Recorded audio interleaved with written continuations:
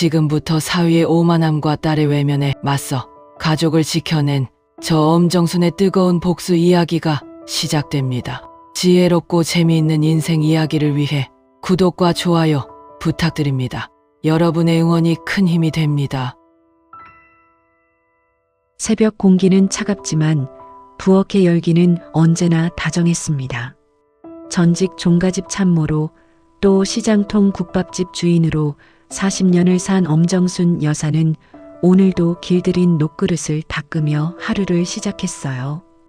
뽀드득 소리가 날 정도로 닦아낸 녹그릇 위로 정순의 굽은 손마디가 비쳤습니다. 거칠고 투박한 손이었지요.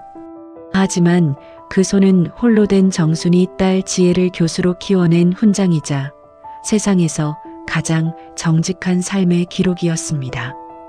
정순의 일상은 단조롭고도 충만했습니다. 이른 아침 시장에서 신선한 채소를 고르고 구수한 육수를 끓여내며 이웃들과 정을 나누는 것. 그것이 정순이 아는 인생의 전부였어요. 그러던 어느 날 딸 지혜에게서 다급한 전화가 걸려왔습니다. 교수 임용 준비와 육아가 겹쳐 도저히 감당이 안 된다며 딱 일주일만 손주 민준이를 봐달라는 간곡한 부탁이었지요.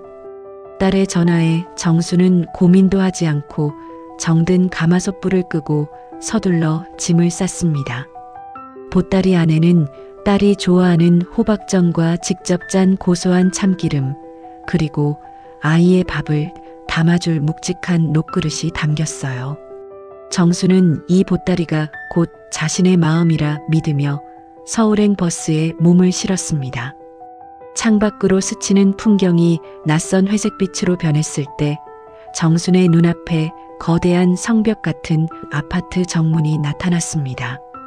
강남의 금싸라기 땅에 우뚝 솟은 그곳은 마치 다른 세상 사람들만 사는 성역 같았지요. 호출 버튼을 누르고 경비원의 딱딱한 안내를 받으며 들어선 아파트 내부는 온통 차가운 대리석으로 뒤덮여 있었습니다. 발소리조차 울리지 않는 그 정적 속에서 정수는 왠지 모를 위축감을 느꼈습니다. 딸의 집 현관문은 금고처럼 두껍고 육중했어요. 비밀번호를 누르고 들어선 집 안은 백화점 1층처럼 머리가 아픈 인공적인 향기가 가득했습니다. 엄마, 오셨어요? 딸 지혜가 맨발로 뛰어나왔습니다. 하지만 반가움보다는 피로가 짙게 밴 얼굴이었지요. 화려한 옷을 입었지만 눈밑은 거뭇했고 예전에 복스럽던 뺨은 홀쭉하게 말라 있었습니다. 그 뒤로 서늘한 공기처럼 차가운 인상의 사위 최강진이 모습을 드러냈어요. 한치의 구김도 없는 셔츠를 입은 사위는 시계를 힐끗 보며 정순을 응시했습니다.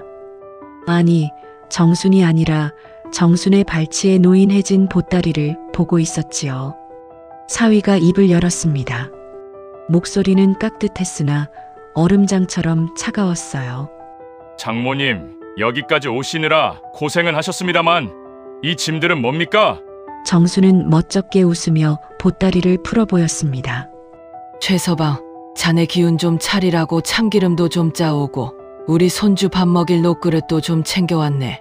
그 순간 사위의 미간이 눈에 띄게 찌푸려졌습니다. 그는 거실 바닥에 놓인 보따리를 마치 오물이라도 본 듯이 내려다보았습니다. 그리고는 현관 옆에 비치된 소독제를 집어들어 보따리 주변에 무차별적으로 뿌리기 시작했어요. 칙칙 소리가 정순의 귓가를 날카롭게 파고들었습니다.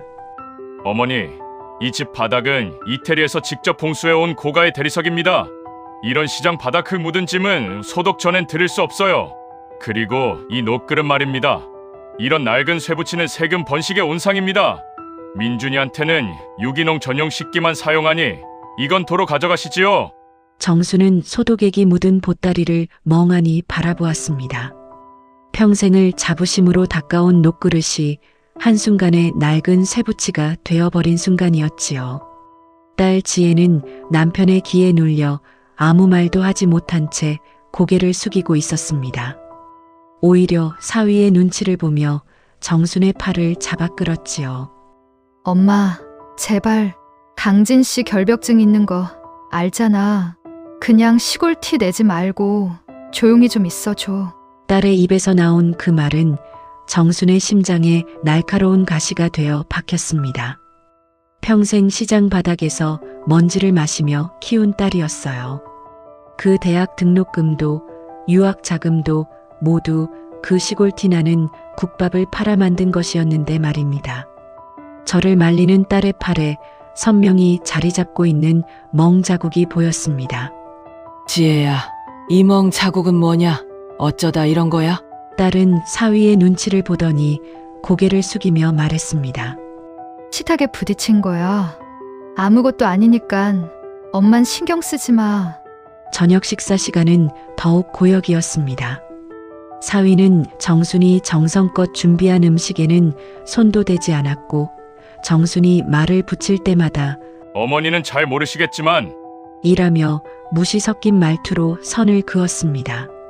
정수는 입안에 든 밥이 마치 모래알처럼 까칠하게 느껴졌어요. 밤이 깊어지자 집안의 공기는 더욱 싸늘해졌습니다.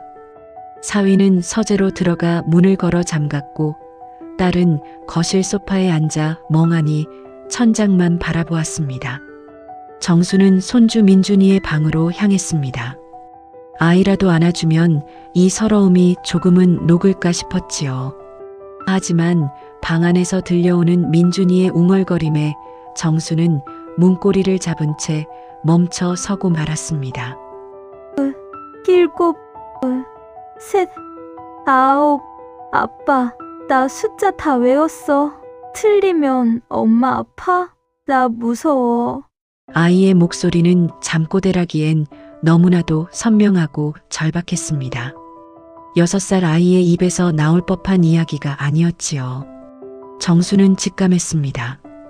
이 차가운 대리석 성벽 아래 자신이 상상조차 할 수 없는 추악한 비밀이 숨겨져 있다는 것을요.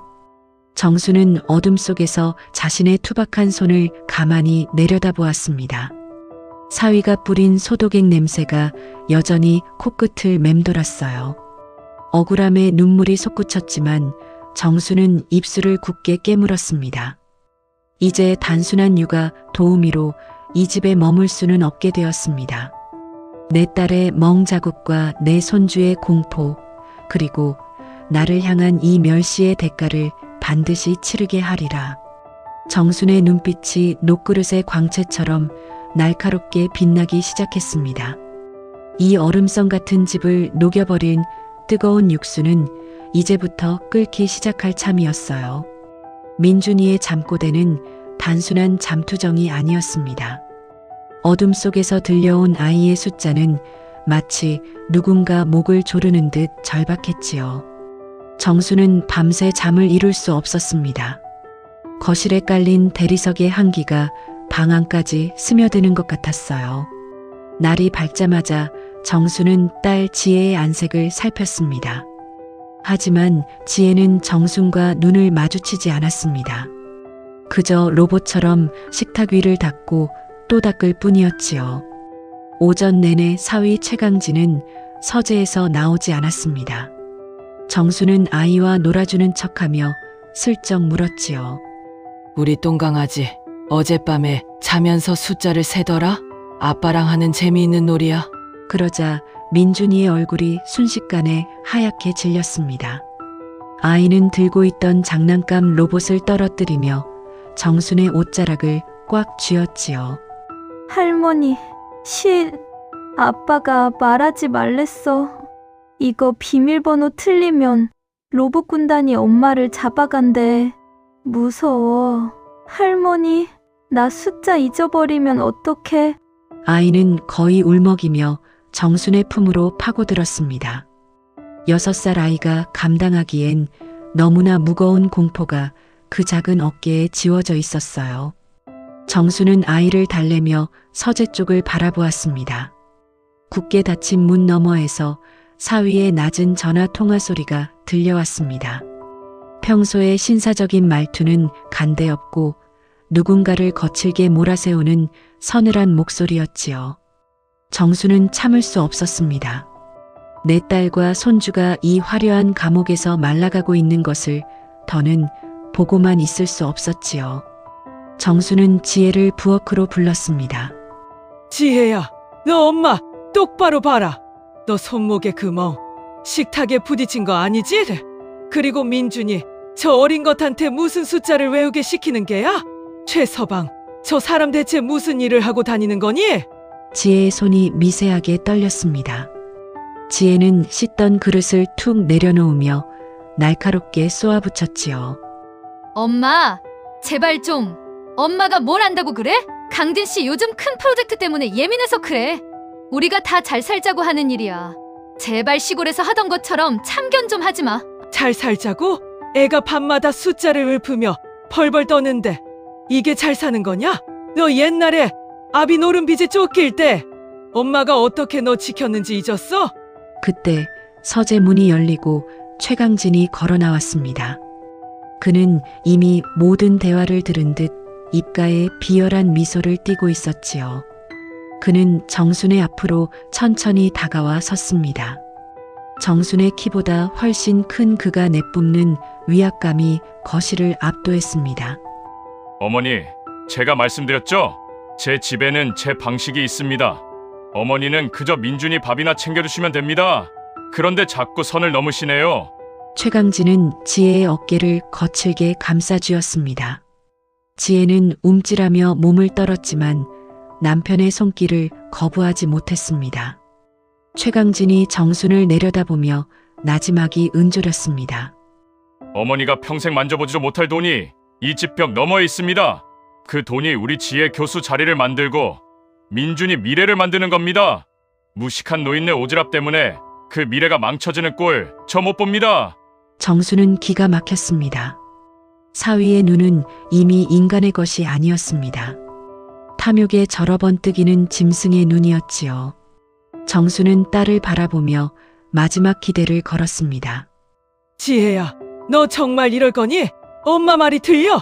저 사람 지금 제정신이 아니야. 하지만 지혜는 정순의 눈을 피하며 차갑게 대답했습니다. 엄마, 이제 그만 내려가 줘. 강진 씨 말이 맞아. 엄마가 여기 있으면 우리만 힘들어져. 내일 아침 일찍 차표 끊어놨으니까 그냥 가. 순간 정수는 심장이 멈추는 것 같았습니다. 다른 사람도 아닌 자신의 목숨보다 귀하게 키운 딸의 입에서 나온 추방 선언이었지요. 지혜는 남편의 품에 안긴 채 정순을 밀어냈습니다.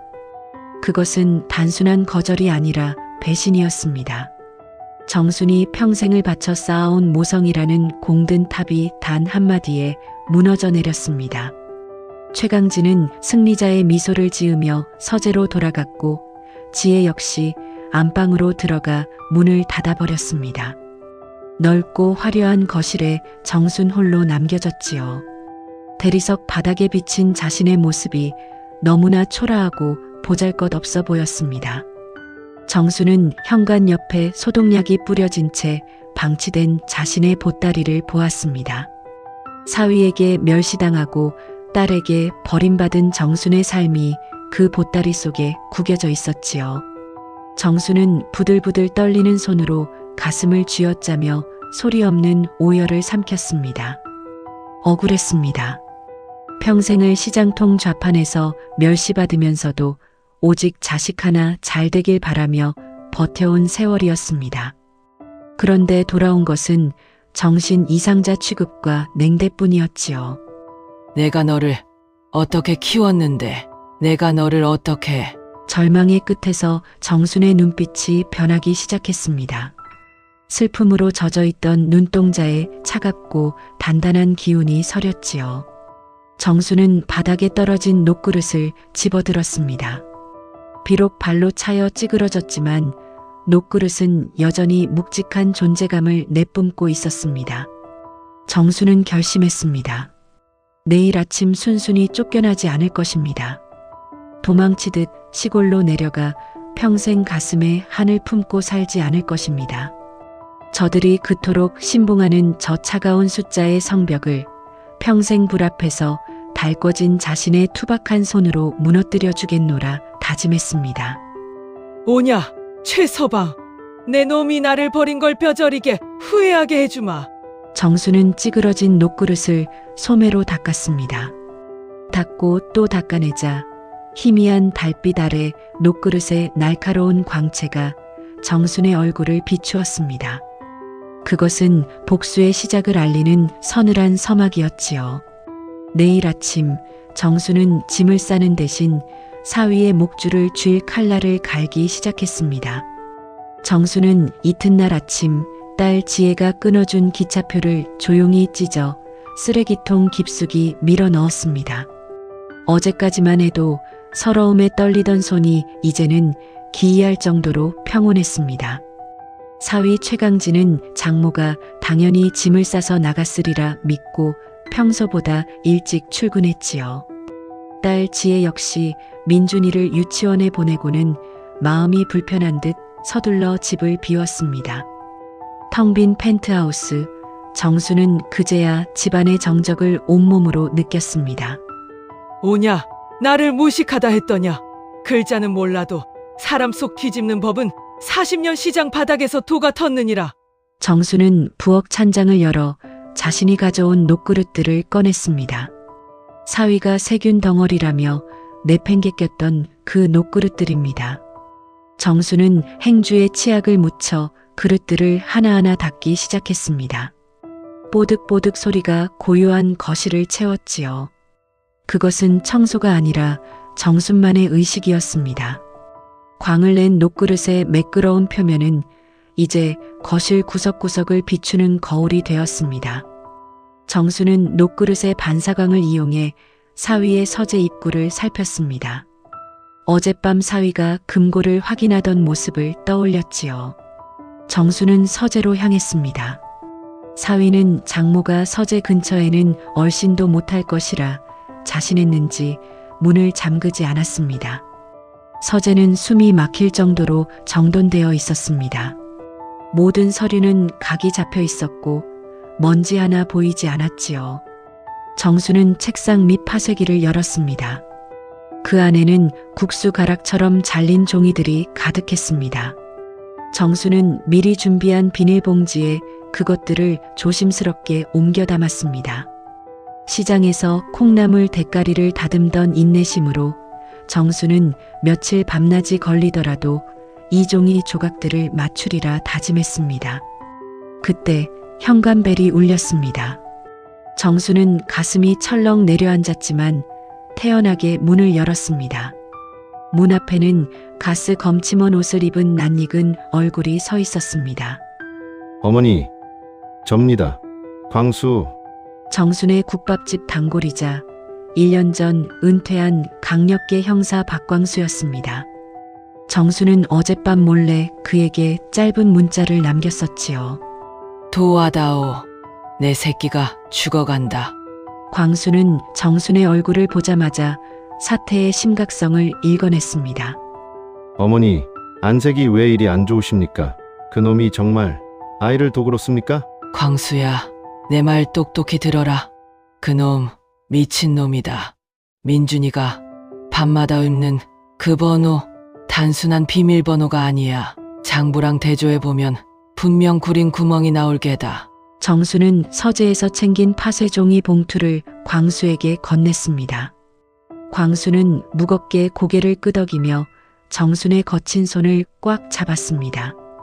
어머니, 이건 제가 밤을 새워서라도 맞추겠습니다. 그리고 이 진명이랑 최강진 법인 계좌, 걔가 은밀히 파보겠습니다. 조금만 버티십시오. 광수가 떠난 뒤 정수는 다시 혼자가 되었습니다. 하지만 이제 정순의 뒤에는 든든한 아군이 생겼지요. 정수는 멈추지 않았습니다. 이번에는 거실벽에 걸린 자신의 대형 사진 앞으로 다가갔습니다. 사위가 격을 논하며 가장 비싼 자리에 걸어두었다던 환갑 사진. 정수는 사진의 모서리를 살짝 들춰보았습니다. 벽지와 사진 액자 사이에 머리카락보다 얇은 틈이 보였습니다. 정수는 손끝의 감각을 곤두세웠습니다. 시장에서 잔돈을 거슬러 줄 때 익힌 예민한 손끝이 사진 뒤편의 미세한 돌기를 찾아냈습니다. 딸깍. 아주 작은 기계음과 함께 사진이 옆으로 슬며시 밀리며 차가운 금속빛의 금고가 모습을 드러냈습니다. 금고에는 키패드와 함께 작은 액정 화면이 달려 있었습니다. 화면에는 입력이라는 글자가 깜빡이고 있었지요. 정수는 민준이가 잠결에 내뱉던 숫자를 떠올렸습니다. 7, 3, 9. 하지만 정수는 번호를 누르지 않았습니다. 지금 열어서 확인하는 것은 하책임을 잘 알았기 때문입니다. 독사를 잡으려면 굴 앞에서 기다리는 것이 아니라 뱀이 제 발로 굴 밖으로 나오게 해야 합니다. 정수는 다시 사진을 제자리에 돌려놓고 거실 바닥을 닦기 시작했습니다. 저녁 무렵 퇴근한 최강진은 평소와 다름없는 오만한 표정으로 거실에 들어섰습니다. 그는 여전히 짐을 싸지 않은 장모를 발견하고는 불쾌한 듯 인상을 썼습니다. 어머니, 아직 안 가셨습니까? 제가 분명 아침 기차표를... 정수는 바닥을 닦던 손을 멈추고 고개를 들었습니다. 어제처럼 비굴하게 웃지도 서러워하지도 않았습니다. 정수는 사위의 눈을 똑바로 응시하며 차분하게 말했습니다. 가려 했네만 우리 민준이가 자네랑 하는 그 숫자 놀이를 할미랑 한 번만 더 하고 싶다기에 말이야. 손주놈 소원 하나 못 들어주고 가는 게 영 마음에 걸려서 딱 하룻밤만 더 묵기로 했네. 최강진의 눈동자가 순간적으로 흔들렸습니다. 숫자 놀이라는 말에 사위의 여유롭던 표정에 미세한 균열이 생겼지요. 그는 정순의 의도를 파악하려는 듯 눈을 가늘게 떴지만 정수는 이미 평소에 인자하고 무식한 장모의 얼굴로 돌아가 있었습니다. 숫자 놀이라니요. 장모님, 무슨 말씀을 하시는 건지? 왜 있잖나. 민준이가 밤마다 외우는 7, 3, 9. 그게 무슨 보물찾기 암호라며? 나 같은 노인네는 10번을 들어도 모르겠던데 자네는 참 대단해. 애 머리가 좋아지겠어. 사위의 안색이 순식간에 흙빛으로 변했습니다. 그는 급하게 서재로 들어가 문을 걸어 잠갔습니다. 정수는 닫힌 문을 보며 나지막이 은조렸습니다. 그래, 최서방. 이제부터는 내 놈이 잠을 못 잘 게야. 정수는 부엌으로 들어가 녹그릇에 물을 담아 민준이의 방으로 향했습니다.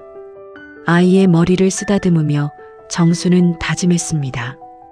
이 녹그릇에 담긴 맑은 물처럼 아이의 머릿속에서 그 더러운 숫자들을 모두 씻어내주겠다고. 그날 밤 정수는 어둠 속에서 광수에게 온 문자 한 통을 확인했습니다. 어머니, 파쇄 종이에서 해외 계좌 번호 하나가 복원됐습니다. 이제 시작입니다. 정수는 창밖의 화려한 야경을 내려다보았습니다. 저 불빛들 중 얼마나 많은 것들이 누군가의 눈물 위에 세워졌을까요? 정수는 이제 더 이상 이 얼음성이 두렵지 않았습니다. 뱀의 허물을 발견한 농부처럼 정수는 서늘한 집중력을 발휘하며 최강진의 숨통을 조일 마지막 덫을 설계하기 시작했습니다. 결전의 날이 밝았습니다. 최강진은 오늘 대규모 투자 설명회를 앞두고 그 어느 때보다 의기양양했습니다. 수백억 대의 비자금을 해외로 빼돌리기 전 마지막으로 투자자들의 주머니를 털어낼 완벽한 시나리오를 짜놓았기 때문이지요. 그는 거울 앞에서 한치의 오차도 없는 넥타이 매듭을 만지며 승리를 자신했습니다. 그는 장모 정순이 아직 집을 떠나지 않은 것을 보았지만 이제는 상관없다는 듯 비웃음을 흘렸습니다. 어머니, 오늘 저녁엔 우리 가족 모두가 축배를 들 겁니다. 저녁상 근사하게 차려놓으세요. 오늘이 장모님이 이 집에서 대접받는 마지막 날일지도 모르니까요. 사위의 목소리엔 이미 승리자의 오만함이 가득했습니다. 정수는 말없이 고개를 끄덕였습니다. 사위가 현관문을 나서자마자 정순의 손길이 바빠졌습니다. 정수는 서재로 들어가 액자 뒤에 금고를 다시 대면했습니다. 이번에는 망설이지 않았습니다. 민준이의 잠꼬대, 광수가 복원한 파쇄종이의 암호, 그리고 사위가 흘렸던 오만한 단서들을 조합했습니다. 739120 띠리릭. 육중한 금소금과 함께 금고가 속살을 드러냈습니다. 그 안에는 예상보다 더 추악한 진실이 담겨 있었습니다. 수십 건의 차명 계좌 통장, 위조 여권, 그리고 무엇보다 사위가 그토록 숨기고 싶어 했던 다단계 사기 피해자 명단과 정관계 로비 장부가 원본 그대로 보존되어 있었지요. 정수는 그것들을 하나하나 스마트폰으로 촬영했습니다. 디지털 기기에 서툰 정순이었지만 광수에게 배운 대로 떨리는 손을 진정시키며 증거를 수집했습니다. 그 시각 강남의 한 호텔 연회장에서는 최강진의 투자 설명회가 한창이었습니다. 최강진은 유창한 언변으로 투자자들을 현혹하고 있었지요. 하지만 설명회가 절정에 달해 계약서에 도장이 찍히려는 찰나 연회장 대형 화면이 갑자기 바뀌었습니다. 화려한 수익률 그래프 대신 나타난 것은 최강진의 서재, 그리고 그 안에서 쏟아져 나오는 사기 장부와 현금 다발의 영상이었습니다. 연회장은 순식간에 아수라장이 되었습니다. 당황한 최강진이 전원을 차단하려 비명을 질렸지만 이미 입구에서는 광수와 지능범죄수사대 형사들이 들이닥치고 있었습니다. 최강진은 도망치듯 집으로 돌아왔습니다. 마지막 비상 자금을 챙겨 공항으로 튀기 위해서였지요. 그는 펜트하우스 거실로 들이닥치며 비명을 질렀습니다. 지혜야, 민준아, 당장 짐 싸, 어서! 하지만 그를 맞이한 것은 울먹이는 아내와 아이가 아니었습니다. 거실 한복판, 반짝이는 대리석 바닥 위에 정순이 녹그릇 하나를 놓고 앉아 있었습니다. 그릇 안에는 정순이 평생을 길들여온 뜨끈한 육수가 담겨 있었지요. 최강진은 미친 듯이 서재로 달려갔지만 액자 뒤 금고는 이미 텅 빈 채 입을 벌리고 있었습니다. 이 늙은 여우가 내 놈이 감히! 최강진이 정순의 멱살을 잡으려 달려들었습니다. 하지만 정순은 미동도 하지 않았습니다. 오히려 차가운 눈빛으로 사위를 올려다보며 나지막이 입을 열었지요. 최서방, 아니 최강진 씨, 자네가 그랬지? 내가 평생 만져보지도 못할 돈이 이 벽 너머에 있다고. 그런데 어쩌나 그 돈이 아니라 자네가 무시하던 이 녹그릇 속에 자네 목줄이 들어있었던 것을. 정수는 테이블 위에 올려두었던 자신의 스마트폰을 가리켰습니다. 화면에 실시간으로 검찰에 전송된 장부 파일들과 사위의 범죄 자백 녹취록이 선명하게 떠 있었습니다. 최강진은 그 자리에 주저앉았습니다. 자신이 그토록 멸시하던 무식한 노인네가 던진 덫에 자신의 화려한 왕국이 무너졌음을 비로소 깨달은 것이지요.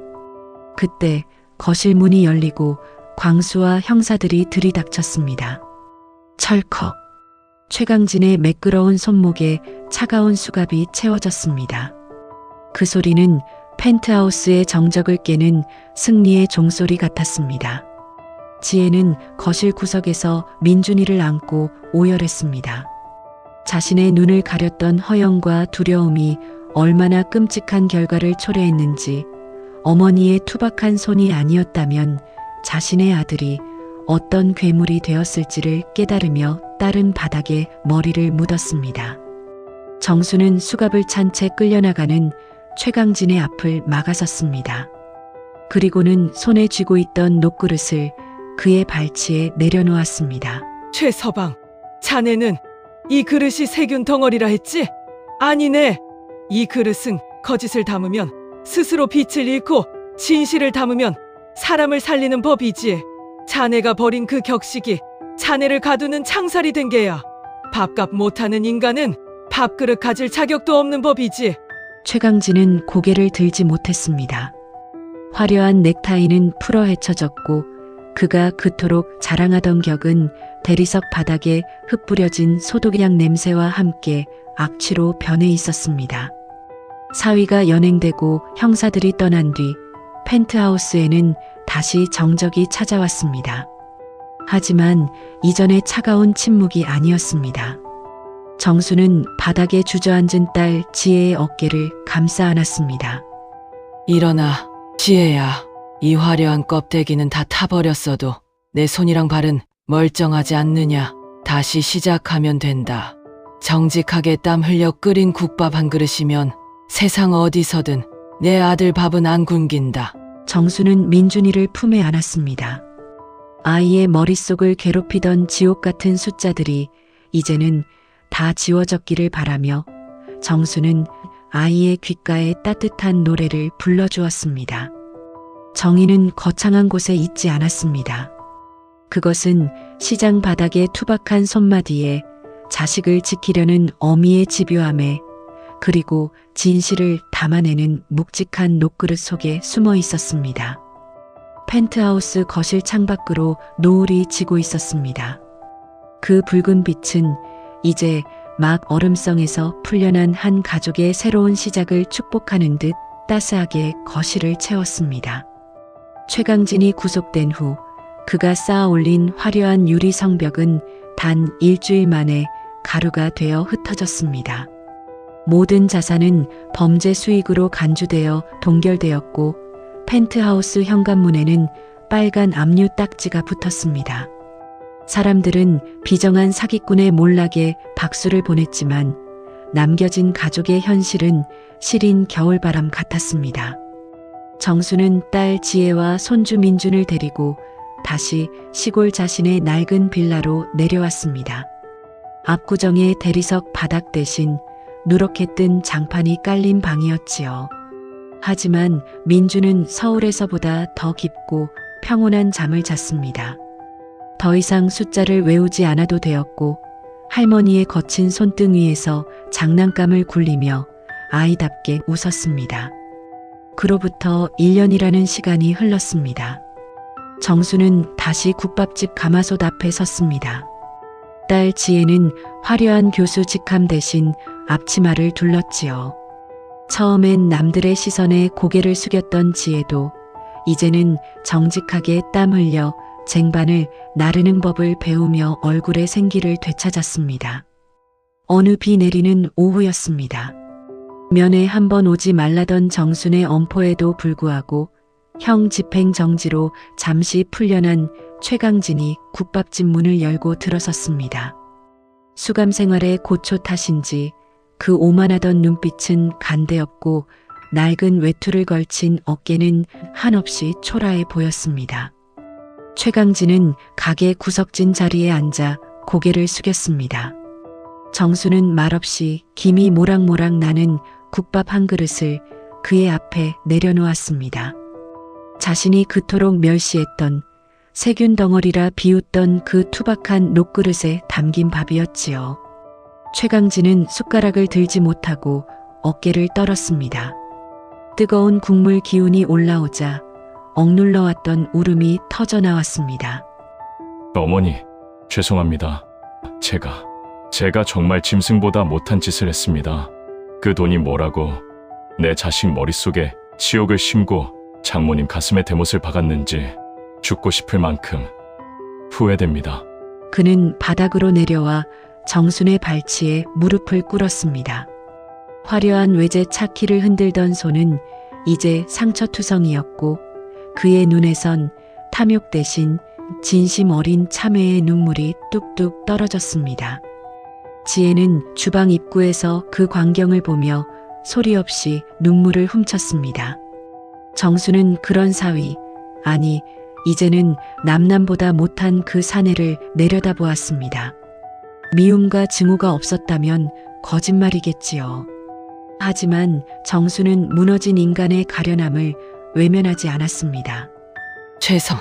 아니 최강진 씨, 이제야 밥그릇의 무게를 좀 알겠는가? 정수는 그의 어깨를 가만히 짚었습니다. 자네가 무시하던 이 녹그릇은 말일세. 불길 속에서 수만 번 매질을 당해야 비로소 제 빛을 내는 법이야. 사람도 그런 게지. 자네는 이제 막 불 속에 들어간 게야. 그 안에서 자네가 저지른 죄의 찌꺼기들을 다 태우고 나오게. 그때 민준이 아비로 부끄럽지 않게 살겠다면 내 그때는 이 국밥 한 그릇 기꺼이 다시 말아주마. 최강진은 정순의 거친 손등 위에 이마를 맞대고 아이처럼 울었습니다.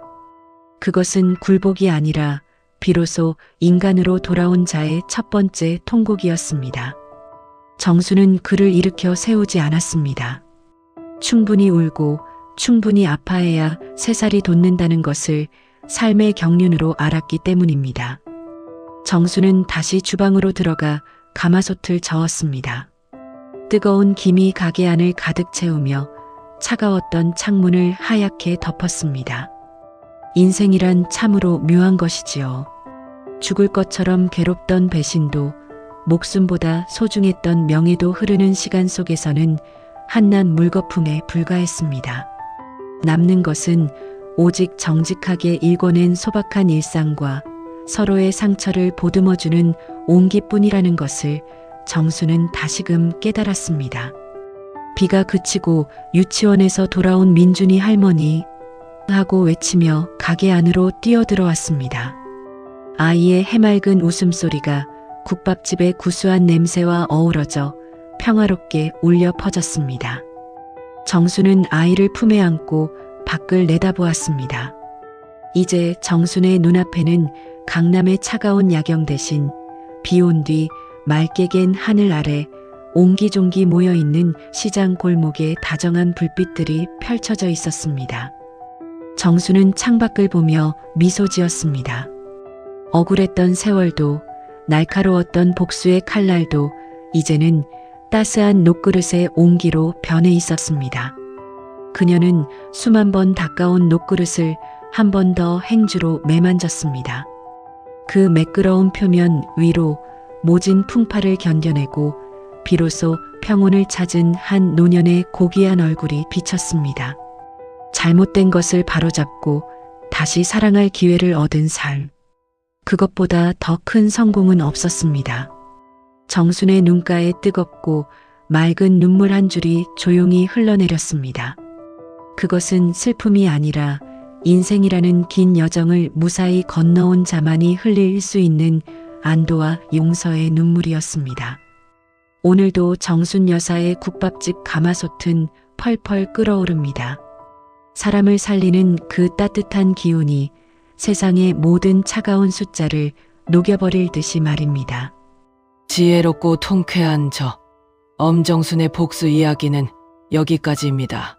인생의 쓴맛 뒤에 오는 진정한 단맛을 여러분도 느끼셨길 바랍니다. 지혜로운 인생 이야기를 위해 구독과 좋아요 부탁드립니다. 여러분의 삶에도 언제나 따뜻한 국밥 같은 온기가 가득하시길 기원합니다. 감사합니다.